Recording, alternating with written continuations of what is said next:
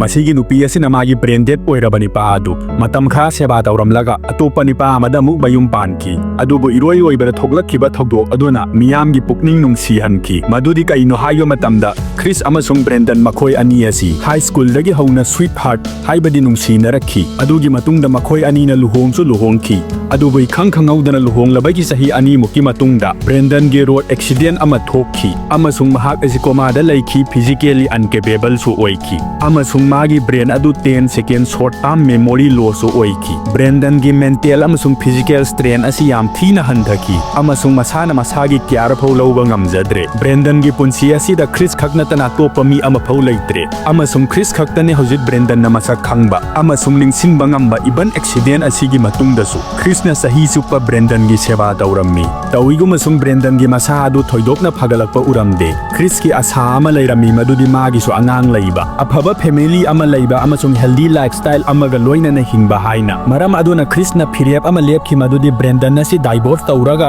nongna amuk mayum pangani haina aduna court tamana divorce file tawbaga loina na just a request amasu tawjaki madudi Brendan na si mana yokjagi haina maram di mana Brendan bu thadok ninglamde amasung Brendan gi seba tawba pamlammi aduna magi date ta phau Brendan na si puraga satlammi Chris ki anauba nipa James na Brendan bu magi punsida accept tawbaga loina na Brendan gi day care phau tawbirammi iruzaba pizabi thakpa dress change tauba hidak pizaba iban cleaning phau tawbirammi magi anang singa loina na Brendan gi sumapa ama dauno oirami James na utkhi madudi mahakasi aphaba mapuroi ba khaknatana aphaba miyoi ama suni haina Hurts like Brandon too,